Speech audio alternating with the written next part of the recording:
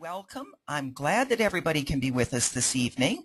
We are continuing on our journey to stats-free quality. So we started to take a 25-week journey, a 25-year journey in 25 weeks. We've taken a few twists and turns on the way and made some amazing discoveries. My name is Zoe Brooks. I'm very pleased to be with you this evening. Also extremely pleased to introduce our panelists. Tonight, our panelists, I believe, are Rick Brooks, if he joins us. We have Anna Murphy, Mike Noble, David Plaut, and Kim Przekop, both all with us this evening. So we should have some absolutely amazing discussions. And before we start, I want to take a moment and wish happy birthday to the World Wide Web. The Internet is 25 years old this month. Think back 25 years ago, those of us that can think back 25 years ago. I was using a computer in a lab setting 25 years ago. We were using the Internet before we knew what it was in order to send our QC data down to Dade in Florida for our peer reviews and so on. It was not easy. It was in DOS. It was complicated. It was slow, but we were able to do it. Now look at what you can do on the Internet. Back then, we didn't have Windows. There was no Google. There was no Facebook, no Twitter, no high-speed Internet, no streaming videos. All of this, the Internet has come so far in the last 25 years. The QC concepts we're using, Westgard multi-rules, QC selection based on your critical systematic error, setting total error, total allowable error, choosing the right rules, that was all there 25 years ago.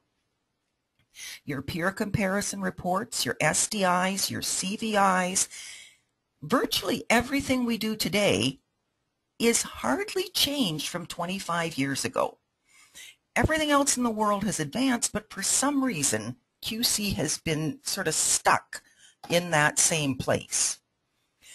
We're going to talk tonight about the 3 pillars of quality, the things that you need in order to get that solid basics of QC. But what we're talking about, folks, is stuff that was known 25 years ago. We haven't done a particularly good job of getting the message out. So the 3 things you need are analytical processes that are verified to meet your clinical standards, QC processes that will detect clinically significant change, and competent staff who you know will take the right corrective action when things go wrong. Before I go any further, I'm going to open it up to our panelists and see Kim. Kim, do you have comments on what you, or were you working with QC, advances in QC versus advances in the Internet? 25 years ago, I can barely remember what we were doing for QC.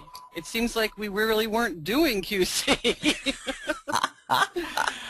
And I don't remember sending it in over the Internet that long ago. I think we were putting dots on a piece of paper and following the dots as we went, and there wasn't a lot of statistical quality control at all. Yes, we were there were very, very few doing it online when we did. And that's only because I was working with a group of 6 hospitals and we needed to get things coordinated. But it was coming online at that point in time. Mike, were you involved with QC back then? Yeah. I'm from the days when they didn't ran them again, and if they didn't fit, you ran again. If they didn't fit, you ran again until finally, by chance alone, your high, low, and middle, medium would fall in the right place and say, "Good, we're good to go."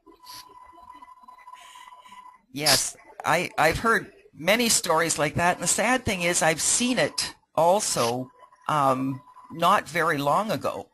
I think it still happens today. That's right. Yeah. I think that I'm looking here at your slide here and looking at competent staff, and One of the biggest problems that we have in our laboratories is we still employ humans, and who, for the best of intentions, still end up occasionally making distracted errors.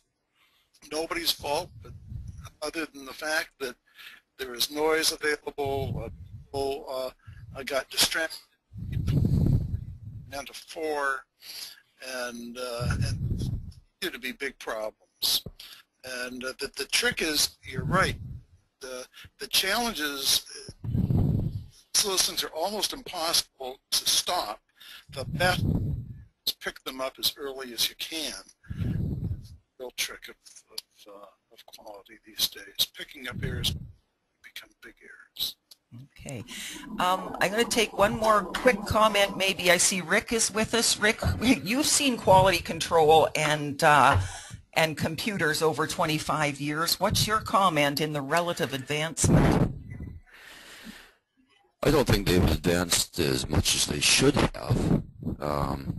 Basically, as Mike was saying, there's too many humans involved, and humans do make errors. And each one seems to be making their own error. I've made enough of mine in the past, and I just find that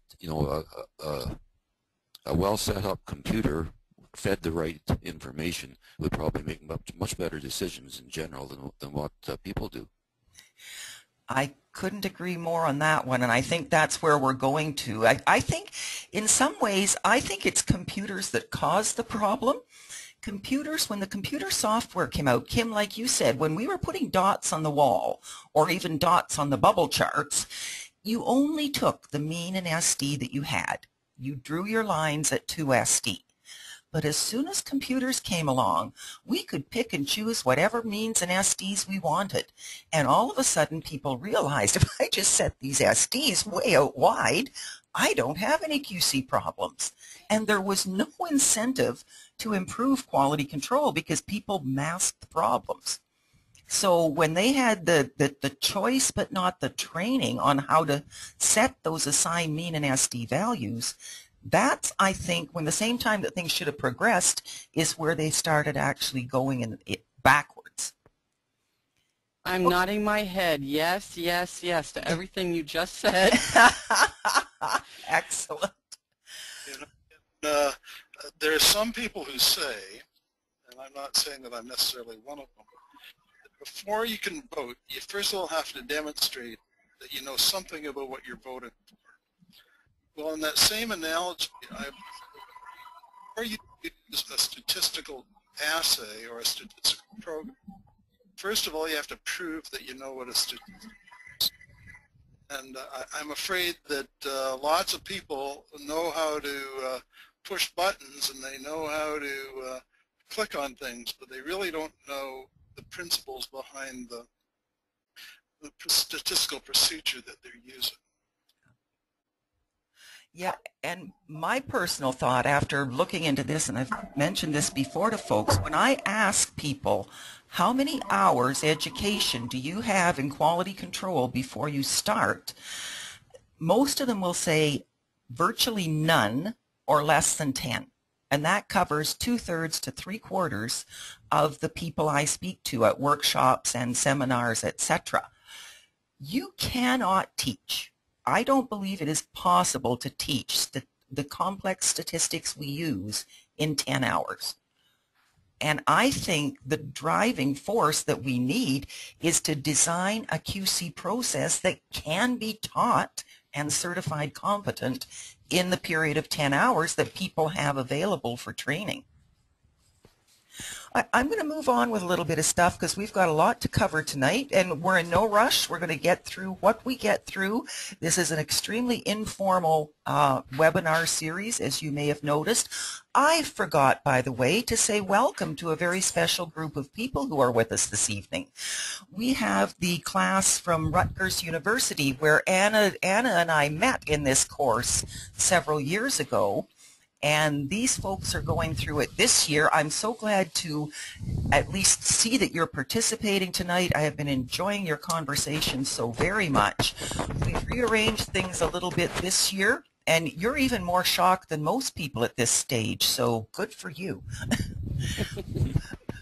Okay, EP23. I hold a lot of hope for EP23 because EP23 spells it out in my mind very clearly.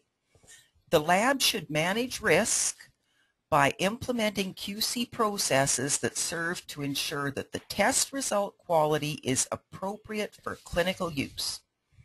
To my way of thinking, you cannot possibly ensure that quality is appropriate for clinical use unless you define what is appropriate and then measure what you've got against that standard. It says you need to use, when you use QC samples to monitor a measuring system, you need to establish the mean and SD for the specific QC sample lot. Now that is interesting because for years now, since about 1990 or so, I've been using separate QC rules for separate levels. And it makes sense to me because they have very different margins of error. They have different bias, they have different imprecision. One can only move a little way until it's in trouble, the other is very different. So this, I think, opens the door to using control limits that are appropriate for each sample, not necessarily for each sample in the same method. You need to identify unacceptable changes.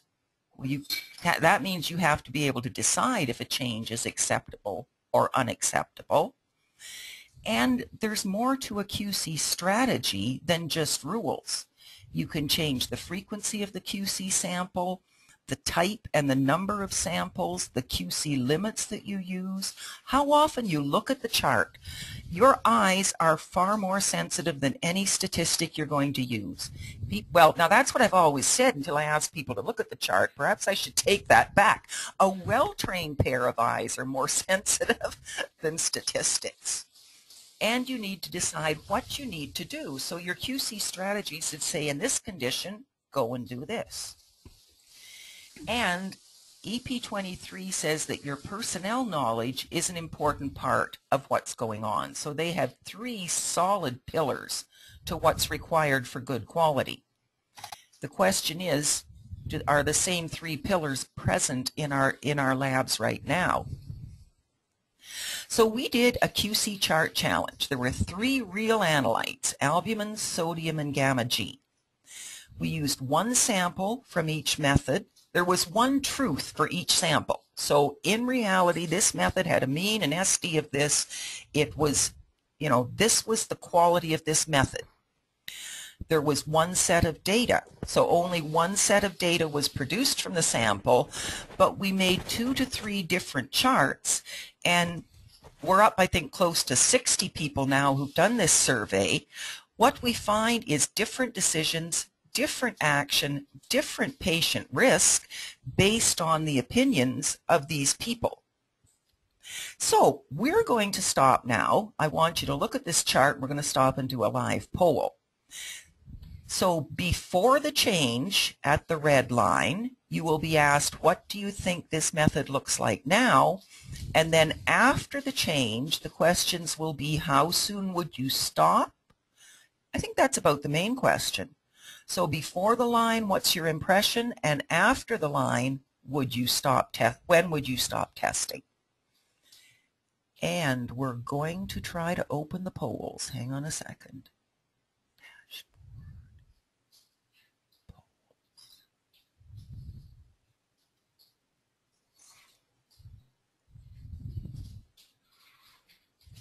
Okay, the poll is open.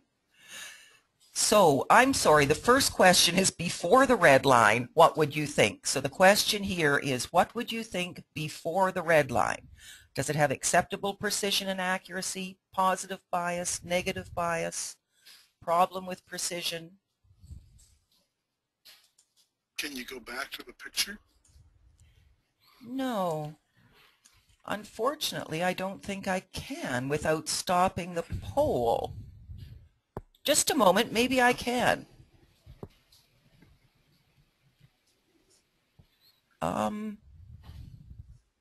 Uh-oh. I'm back at the picture, but now I don't know if I can go back to the poll. Oops. Oops. I can tell you that 25% said it had an acceptable accuracy and precision, and 75% said the chart does not convey the answer. So even here, we do not have agreement. I'm going to go through and show you what the larger group said in the survey.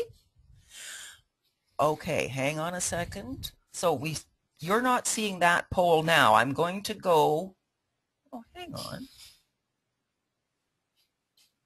Okay, this was the result of that poll. Perhaps I could have gone back to it. I don't know. We're going to go ahead. You can see the picture now. So the questions are going to be, what are you going to do? Just a moment, maybe I can read them to you.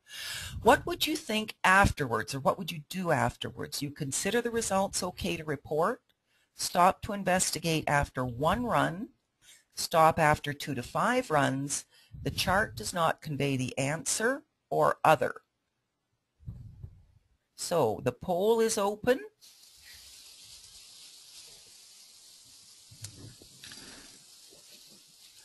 Zoe, I'm not getting any response from clicking on the poll.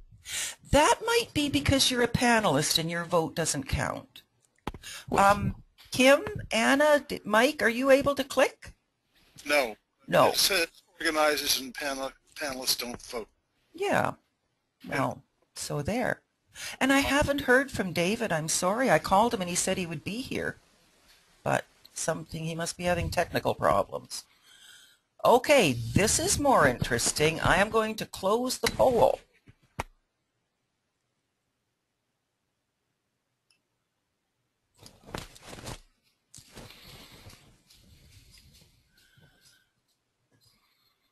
Okay, 63% said they would stop after 1 run. That means 40% pretty much aren't going to. 25% are going to stop after 2 to 5 runs. And 13% said the chart does not convey the answer. So we have not an agreement in this group as to what we're going to do afterwards. What's the right thing to do? To stop after 1 run, stop after 2 to 5. I can tell you what you didn't know. Well, no, I'm not going to tell you a darn thing. We're going to go through and do another one of these. If I can. Okay, this is a different chart. So again, it's an albumin. Your questions will be identical. Before the line, what would you think? After the line, what would you do? So before the line, your questions will be, does it have acceptable precision and accuracy, positive bias, negative bias, problem with precision, or the chart does not convey the answer? And it's time to vote.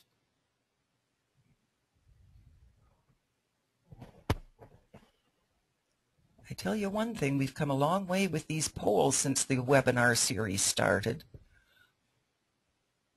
When we started, I launched a poll about 15 minutes into the first webinar, or maybe 30, and it's stuck there. Okay, I think we have a repeat here. I'm going to close the polls. Oh, this is actually quite interesting. Share the poll. 25% say there's a problem with precision. 75% say the chart does not convey the answer. Keep that in mind, because I'm going to tell you, we're going to tell you before the end of this that I think 100% of you are wrong. Oh, wait, no, sorry, wrong deal. Before the chart, pardon me, I didn't mean to say that at all. 75% of you are absolutely right. I was one slide ahead of myself. Afterwards, what would you do? So after the change at the red line, consider the results okay to report. Stop after 1, stop after 2 to 5, not stop now, or the chart does not convey the answer. And it is time to vote.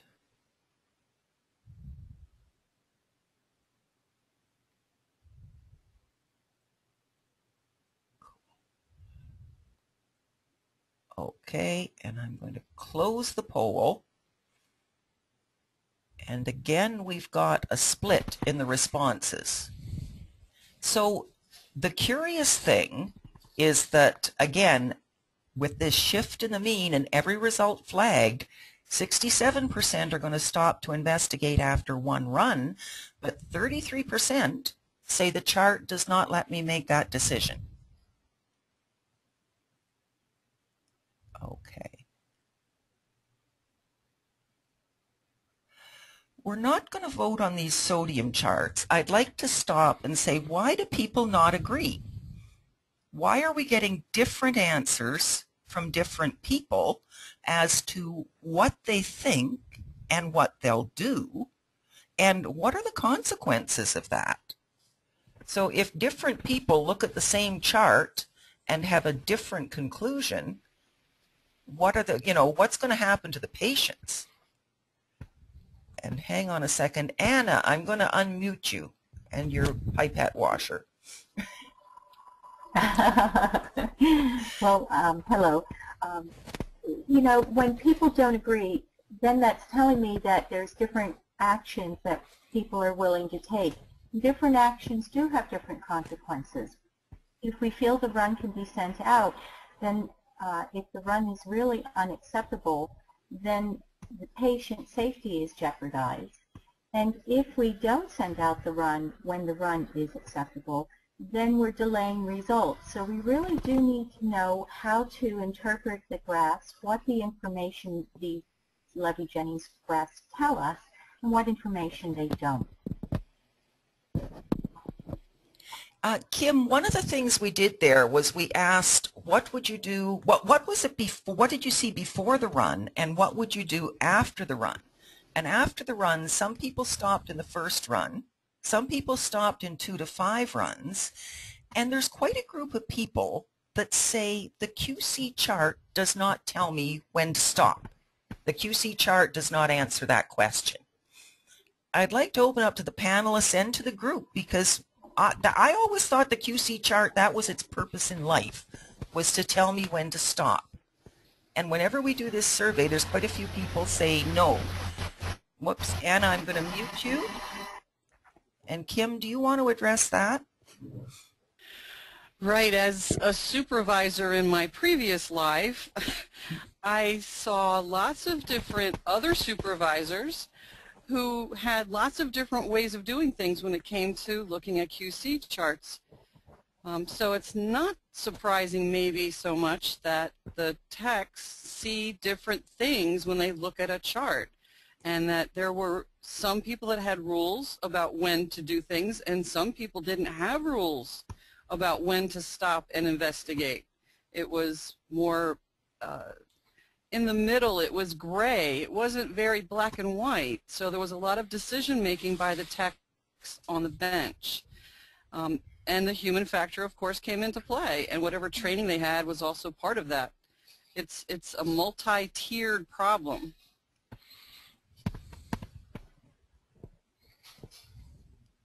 Hang on a second. I found David. David, are you with us? I can't unmute him. David. What? You're here. I hadn't found you. I'm here. I have been here. But I want to add something to what the ladies have just said and make it a little bit worse, because in one of my prior lives I was on the hotline for a while. And it was interesting to me that people from the vendor's end, we had several people who were on the phone, and we didn't have a consensus as to what the answer to many of the questions we got was. In other words, person A is giving out one suggestion to the lab with the problem, and consultant B would give them a different answer. So you're absolutely right. There's no consensus about when it's out, and what to do when it is out. How about that's where I heard earlier. Go ahead. No, I was just going to say, what about that fundamental concept that we, don't we teach people that the purpose of the QC chart is to tell you when to stop and investigate? Yes, it is, but it doesn't tell you what to do when it tells you you've got a problem. That's the next step that we've got to get, and that's what Anna and I think Kim were saying, is that different people have different approaches to that, and the computer at this point stops and says, you're out of control, fix it. And your question is how, and the answer is, you get a consortium. No, you don't.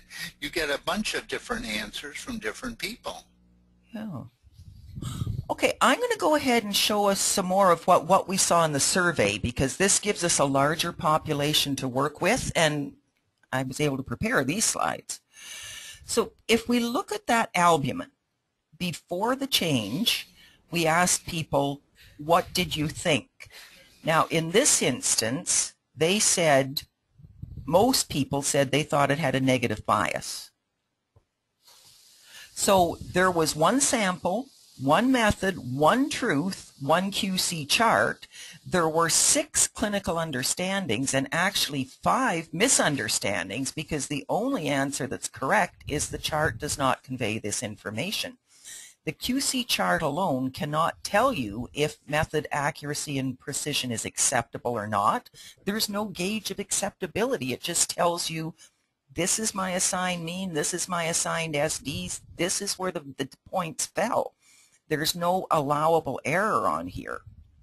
Half of them thought incorrectly that the method had a negative bias. In fact, this method had a positive bias, and only 10% realized that a QC chart cannot possibly assess analytical bias or imprecision. When we looked at 2 different kinds, like we took the mean and SD assigned by the lab, and then we assigned, as they said with EP23, measure the actual mean and SD for this QC sample. So we took the measured mean and SD and put it on the chart, and then we plotted the chart with the lab mean and SD. Again, 1 truth, 2 QC charts. They had the same method performance, and what we saw was that with the chart made the way the lab made it, most people thought it had a negative bias. Just by making the chart differently, people had different interpretations. So these individual decisions of where do I get the assigned mean, where do I get the assigned SD, those 3 decisions that are made differently in every lab, because when we ask people where do you get the assigned means, some of them take it from the package insert, some of them take it from the peer, some of them get them here, there, and there's only one recommended, recognized reference source, and that is your real mean in SD. So depending on how you set up the QC rule, the QC charts and the rules, people interpret things differently. And then, again, we've got the chart made wrong and the chart made right. It has an impact on patient risk. And this is a real example. The way the lab made the chart and assigned the rules, people would take longer to stop than they would when the chart was made correctly with the real mean and SD. The longer it takes you to stop, the more runs you report, the more lab errors are reported, costs go up, patient care goes down. This was a previous poll. I asked people when they stop. Now, some of them said when sigma equals 2, and by that time 50% of your results are bad, but 60% of them said we do not have defined directions of when to stop. And I've seen it even in what's being published today. They say, when your margin for error or your sigma becomes lower, add more controls, add more controls, add more controls. There has to be a point in time when you say, this is simply not good enough. and we have to stop. You at least have to stop to investigate and then decide if the method's acceptable or not. And what we saw in the survey is people don't necessarily know when to stop, and they don't all stop at the same time. We've always thought that if you get the chart right, so all the focus, what Westgard's been teaching us with QC rule selection, what EP23 says about, put your real mean, your real SD, set up the right rules, we did that. And only 60% of the people stopped in the first run with bad patient results.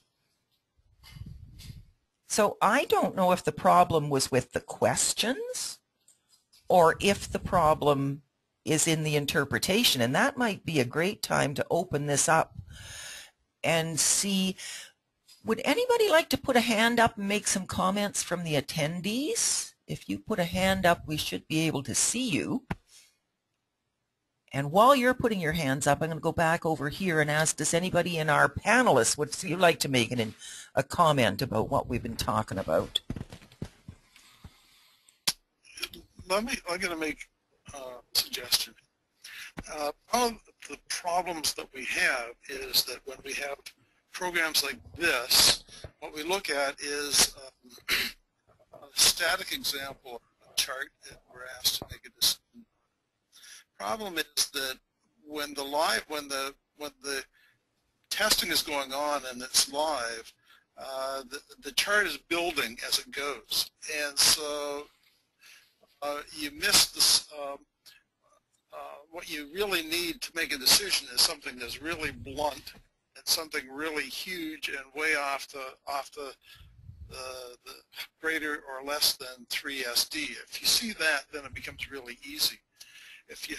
It's really hard to pick up the trends and subtleties that are going along as the points are coming along step by step by step. So I can understand why people have a lot of difficulty with that process.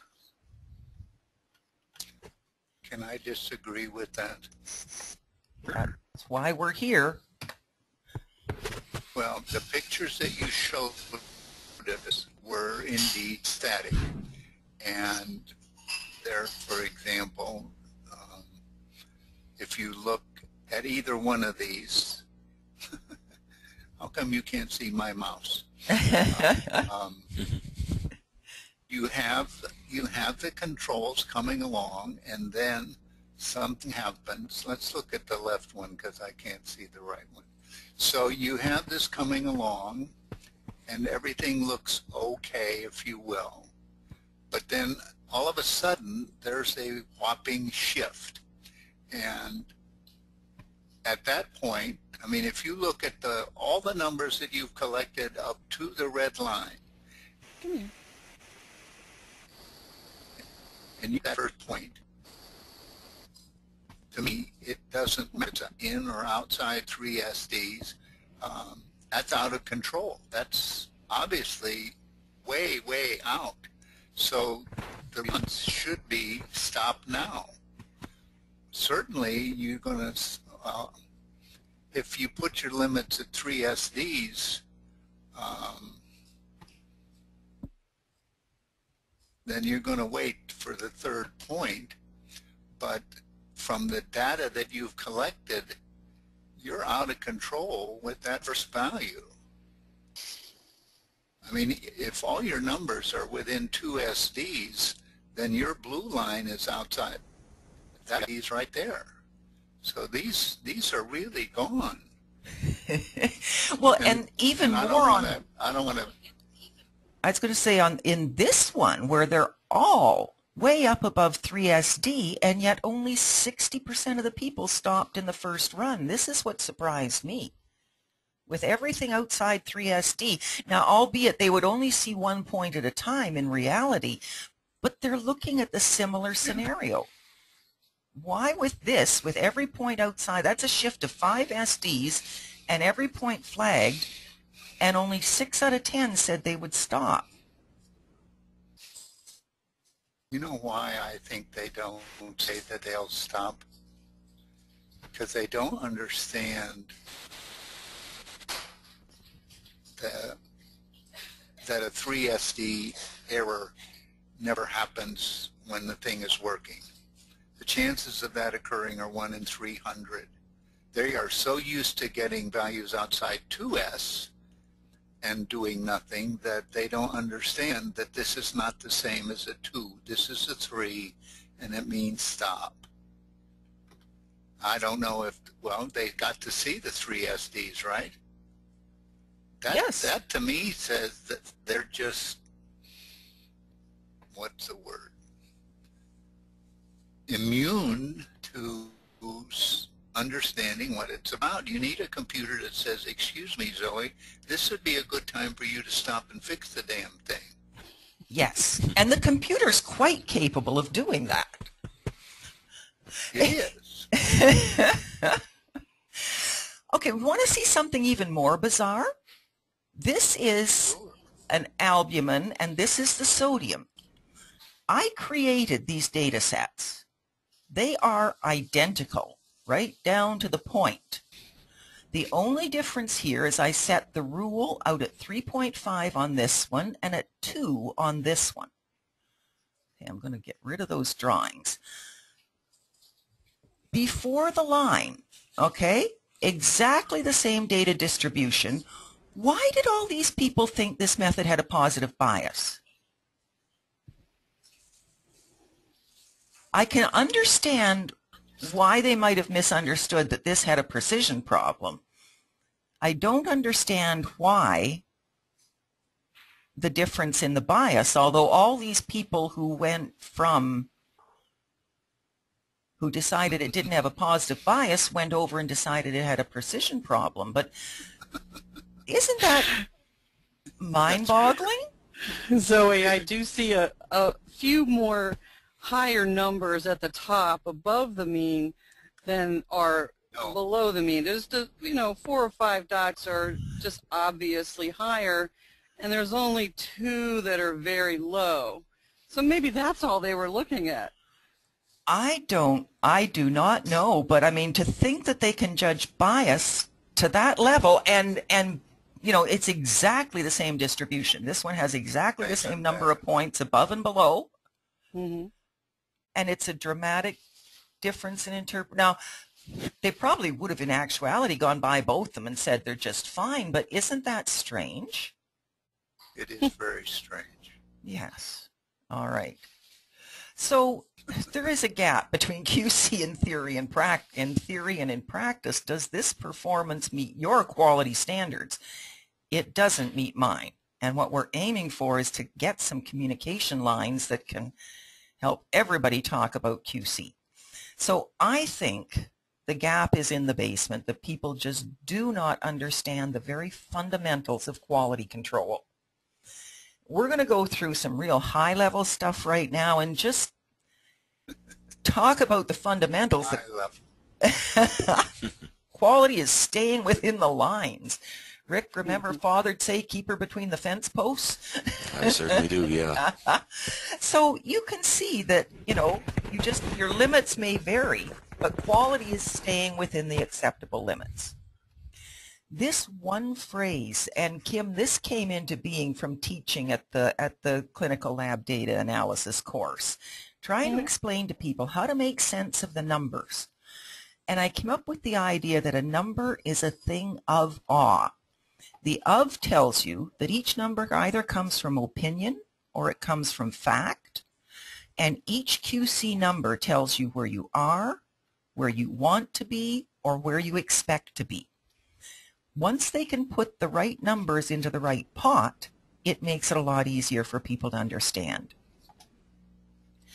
So where you are versus where you want to be. So your lab bias and SD, or in precision, mean your results are distributed here. This is your total error. This is where you want to be. This is the true value.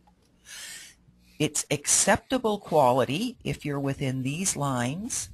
These lines set the allowable error limit, the lower limit, and the upper limit.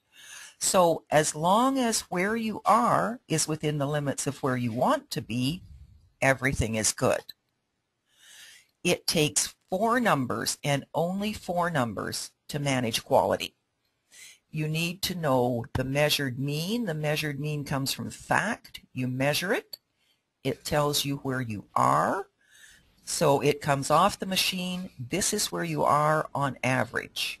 The measured SD is based on fact. It's the range of where you are. Your true value is based on opinion, because you might decide that the best source of that true value is the peer report, if you have it. If not, you could go to the package insert, you could go to your historical mean, you could go to your group mean. So it will come back to a fact, but it is based on where do you want to get it, and that comes from the opinion of the medical director. Your allowable error limit is again based on opinion. You may use CLIA limits, you may use biological variation, but those 4 numbers, that's all you need to manage quality and decide what you need to do for your QC. All of those 4 numbers get crunched into 1, and that 1 number is the margin for error. Margin for error is the same as it is in the rest of your life, how much you can change before bad things happen. Everybody knows the concept of margin for error. That's great. So which of these guys has the largest margin for error? A, B, C, or D? So your margin for error tells you intuitively how far you can go before you're in trouble. A margin for error of 6 is better than a margin for error of 2. Margin for error in the lab world is the number of SDs you can shift before too many results start being reported that are clinically misleading. The best analogy I finally came up with for allowable error limits was to think of it as a bridge almost that you've got to go under. The bridge might be a different size on a different road, but this bridge defines what's good enough. So these are vehicles going under a bridge. I am not terribly creative. The question is, which one has the smallest margin for error? Which is going to crash first if each swerves half its width to the right? Okay, panelists, you can't vote, but you can speak. Who's going to crash? A is going to crash. A is going to crash. A is going to crash. But in this instance, even though C is wider, it can move half its width over because it's further away. So who crashes when is a function of 2 things. How wide is the spread of the data, and how close is it to the wall before it shifts? How big is its margin for error? So this is your typical data distribution. Which one of these will report clinically misleading results? So method A is okay, but method B cannot shift that far. Method C is okay because it's got better precision. So margin for error can be taught in a matter of 5 minutes. It makes sense. And when you have no margin for error left, it makes sense to stop. So there's 2 numbers that assess quality, the total error and the margin for error. You can look at margin for error and tell in that 1 number how the method quality, if the method quality is acceptable, unacceptable, and how it is relatively. You know what I meant by that. That was terrible grammar. So with all those facts, you get to make 3 personal choices.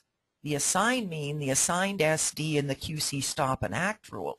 This is where things go wrong. This is where Westgard said 25 years ago, use those 4 numbers to create 1 and use that number to decide what you want to do with these, or what QC rules you need to use.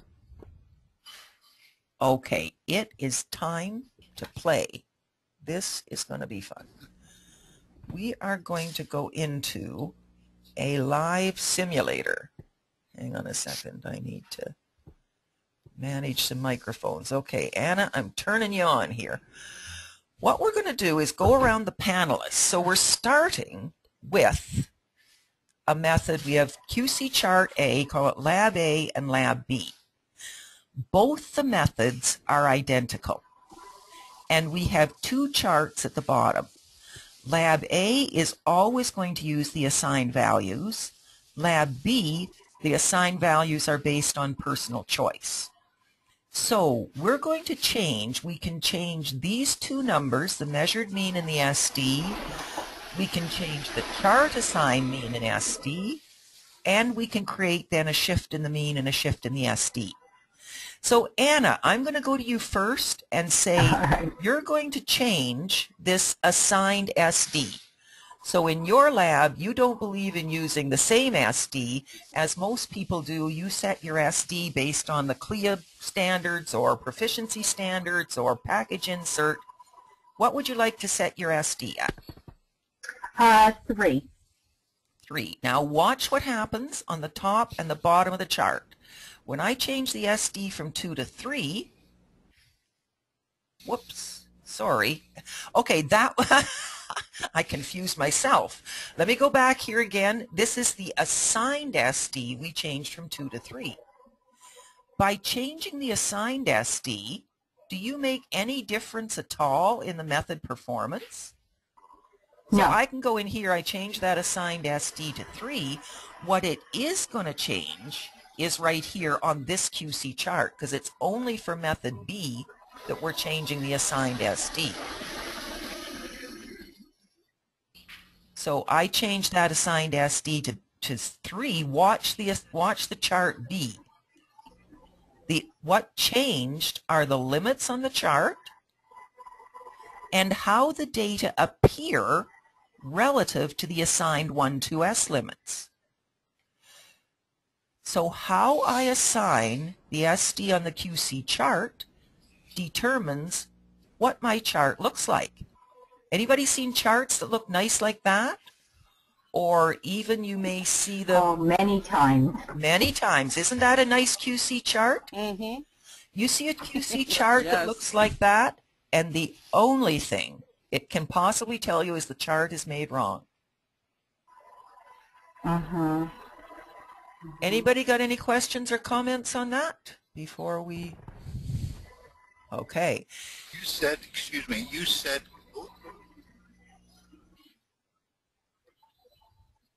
can you back up a second, Zoe? Yep. I'm assigning my SD at 3, 4, 5.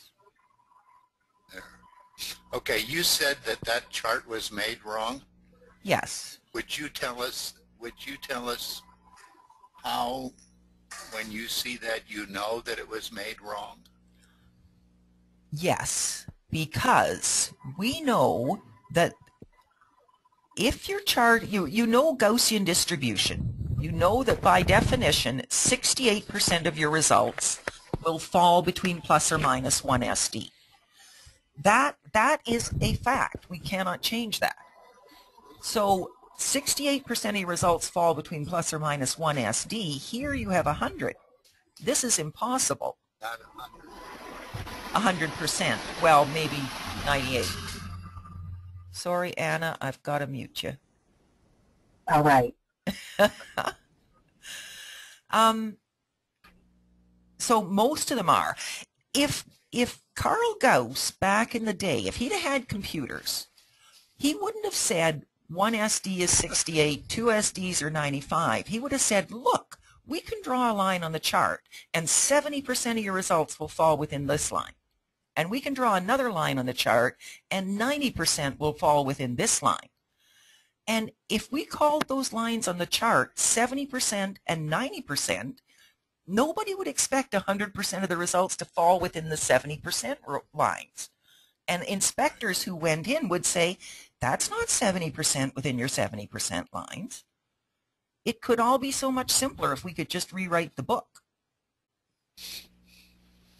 You know what's sad, Zoe? Is that some assays actually run a very tight group of data, and they'll never change the SDs. They'll just leave them as wide as they were last year. The problem with that is that they won't see a change if it happens. So if I go in here now, I'm going to create a shift of 2 standard deviations. You see what's happened? They're not going to get a single solitary flag. That's exactly what's going to happen. That's exactly what's going to happen. And then a month or two after that, somebody's going to come along and say, oh, look, the mean shifted. We should just fix, we should change it. So not like, remember what EP23 said. You've got to measure the mean and SD for this sample. Nobody in the past 25, 40 years has come out and said, and that's the mean and SD you got to put on the QC chart.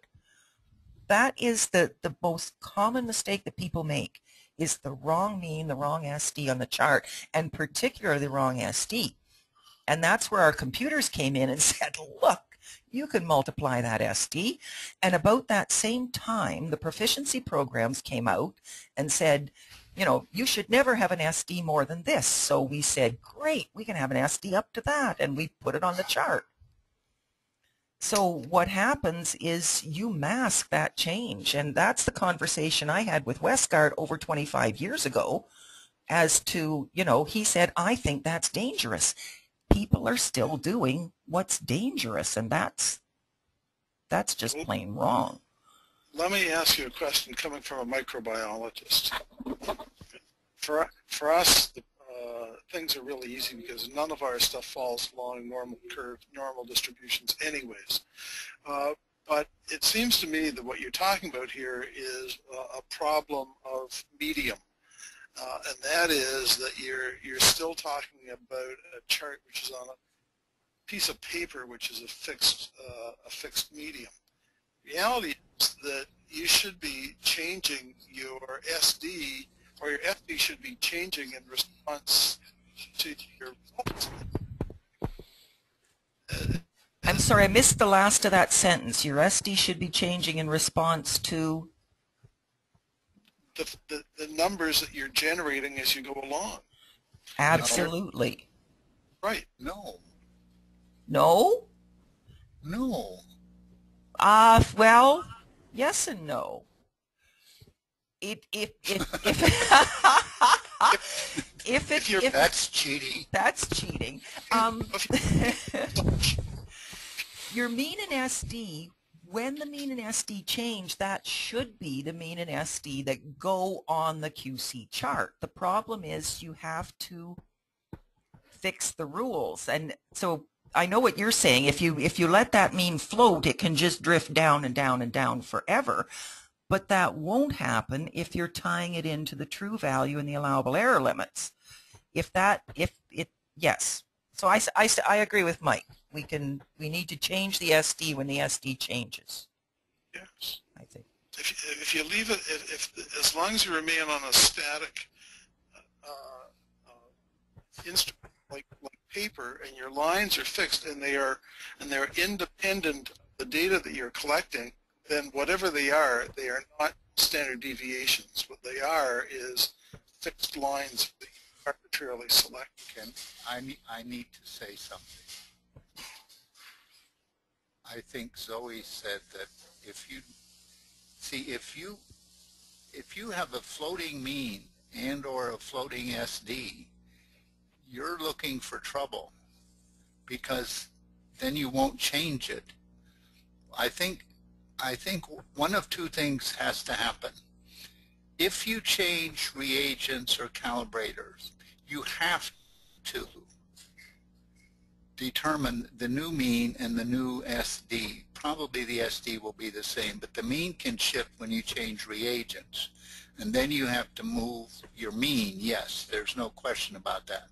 But you can't every day or every run calculate a new mean and or a new SD, because then you could miss something going on. That number has to be fixed at some point, and then it can be changed if there is a necessity to change it. But then, to get a little bit ahead of us, then you have to, like Zoe showed us, if something happens to change the mean or the SD, then you better look and see how close it is to your failure line, because you may be too close for comfort, and then you've got a real problem. Well, can we agree then that whatever you want to call those we can't call them SD because they aren't consistent with the data that's generating. They are not standard deviations. Can I jump into this? I think I think the whole thing, if I take this shift away and you look at the chart on the left, which has the real mean and the real SD on it, that the whole purpose of that chart is to let you know when things have changed. So if I shift it up by 1 SD, do I really care? Is the other question. But what changes, so when it shifts by 1 or 2 or 3 SD, your chart is going to say, okay, it's going to alert you to the fact that it's changed. You would come over here and say, now my mean after that shift has gone up to 104. So if I come back in here and say, okay, that's within my allowable error limits, my chart alerted me to the change, I could go over here and say that 104 is okay. Now I'm going to reassign my measured mean at the 104. It's not going to shift anymore. It's stable there. So now I'm able to carry on. So what we did in a real setting with those labs in the north, we put the real mean, the real SD on the chart, we set the rules, and when there was a flag, it told us that things had changed, and then we made the decision whether or not to change them. It was okay to change. Right. Yeah. So both sort of right. We changed very quickly, but we didn't let it go automatically, because if you let it do that perpetually, the drifting sort of mean, I have seen them drift right off the chart with the mean just changing as the control aged.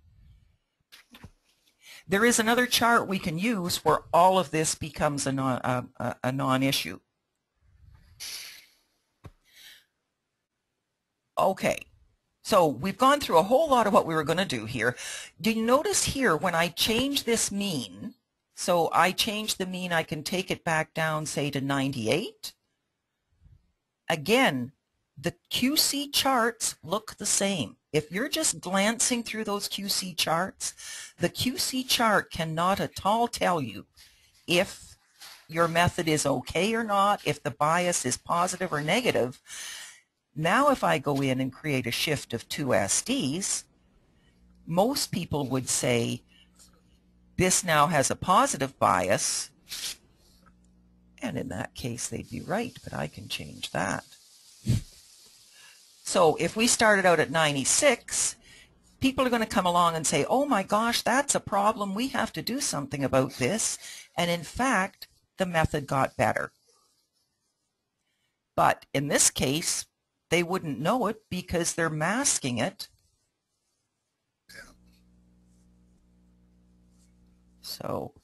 So I think if people could see more of what was going on with their QC, you know, now you can play with it and say, what would happen? What would I see?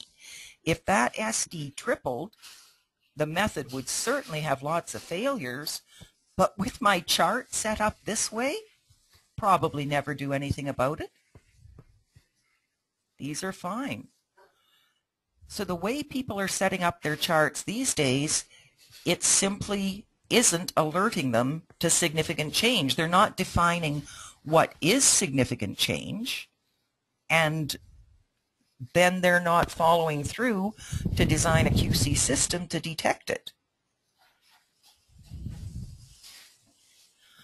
Our time has gone remarkably quickly. I'm going to give you a very quick preview before we end tonight on how we can do all of this. And that's, you take those 4 numbers, find them carefully, get the right numbers, you put them into, this is our new quality optimizer software. So you tell it where you are, the measured mean in SD. You tell it where you want to be, the true value and the allowable error limit. The software simulates a change that would cause results to fail. It then gives you a star rating. Anna, I was interested in your star rating. It tells you what the margin for error is, and it has a quality grade that combines the analytical process quality with the QC effectiveness. Quality control is all about drawing a line between the good results and the bad ones. So, as we were saying earlier, take these numbers, put it into the computer, and instead of the computer giving you cryptical statistical answers, let it give you things that can make sense to anybody, regardless of their understanding of statistics. And then the software. You can have one very soon. It tells you your analytical process is okay, your QC process is not okay. You have an opportunity to reduce patient risk and reduce costs, and all you have to do is this. And that's how simple QC can be. But it's a big change, and it's a big change for the 250,000 plus people who are out there clinging desperately to the shreds of their statistics. It's a challenge we're willing to take on with you, Zoe. Well, thank you. That's what it needs, I tell you. This is a group effort, and I do believe that the only way we're going to make this happen is to, spread the word to the masses, because the people in charge, I hope I'm not offending anybody, but the regulators and the commercial people and a whole bunch of people have not done this yet. But I think the people at the front line want a simpler way to do QC, and I hope that I firmly believe that with your help we're going to get there. Zoe, it goes right back to what you said at the very beginning of this, that QC has got stuck 25, 35 years ago, and nobody's done anything except a little bit here and a little bit there, and they're still doing it wrong. Yeah. So that's why we need something that will optimize it. Yeah. I think Mike hit the nail on the head while talking way back about Levy and Jennings. Is there anywhere other than labs that they use a surrogate control to control quality? We watch 1 million episodes of how it is made. Can anybody name any other process outside a lab? I don't understand the use of the word surrogate.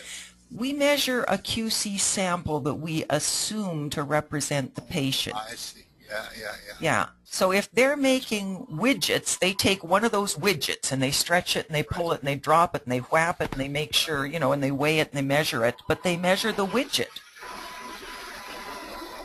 Actually, that's very interesting, excuse me, but Levy and Jennings, when they started this god-awful thing, they were using patient samples.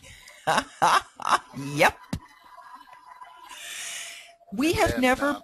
Then Dave and General Diagnostics got in the game and started using cows. I didn't say that. When Sunderman started proficiency testing, he did the very opposite. Instead of using patient samples for glucose, he just took glucose and put it in water. Wow. And his proficiency samples were basically constructs that had no patient element in them at all. There was no reason to assume that the performance was the same. Back in those days, just to be a pain in the butt, we made protein-free filtrates before we analyzed it for glucose. So basically what we had was an aqueous sample. It was when the instruments like the SMA-12 started using whole serum or plasma, and then we had the dreaded matrix effect and the fluidics of serum versus water, that life got a little bit more complicated. This whole idea, we've taken industrial QC, brought it over, We use it as if it works, and we've never, ever verified it. And, you know, I've seen CLSI documents, portions of them that say, you know, we accept the fact that QC samples may not behave as patients. But then you've got to run them at this frequency, and you've got to make this decision and that decision and do this and that. If they don't represent patients, why are we running them? Careful. Yeah, I know. But somebody's got to, you know, just say put some horse sense into this. But that whole aspect of the surrogate control has not. Yes. This is when we need George Zembrowski on the phone, because if I'm not mistaken, he's one of the people in hematology who says, you know, we should take a patient sample and run it every X slots in the run to make sure that it's the same. We don't do that in chemistry. Yes, we should get George involved in this, because there are just so many aspects of this to cover, and hematology is another part of it. Yeah. However, we can conquer. Oh, and coag is... Yeah. We're going to focus on trying to get stuff right, at least for the statistical part of it, what we're doing with these liquid controls, to see if people can manage them properly. There's lots to do. I think we've kept everybody quite a long time tonight. Does anybody have any closing words? Before we head off, I want to thank our panelists, thank our attendees very much. And yes? I love this slide. I love this slide. I've been showing this for quite a while. They won't build it because you haven't asked for it. You haven't asked for it because you don't know it exists, and you don't know it exists because they won't build it. And people don't know that they need something different. No. Can we say they've been a little brainwashed? Oh, I think so. Well, I think they know they need something different, but they don't know what it is. I think they've done it themselves. Yeah. Mm. It's the whole education. It comes down to they're not being taught the fundamentals, because it hasn't been taught in the last 25 years. You know, as soon as we came out with computers, they didn't really need to teach people how to do it. And the people pretty soon learned how to make, you know, how to fool the computers. And now it's such entrenched bad practice. If we could, you know, start anew, you could have everybody doing this tomorrow. It's the interim process, because you can teach, you know, you can teach it, you can implement it, but all the she who cannot be questioned out there are, you know, there's just a lot of hills to climb. But I think it can happen. I think the time is right, that people are aware that they need to do something better and they need to do something different. At least I hope so. I totally agree. All right. Well, thank you folks very much for being part of this. We'll be back on again in another week, following up with more of this same example and more of that study. So pass the word on, tell your friends.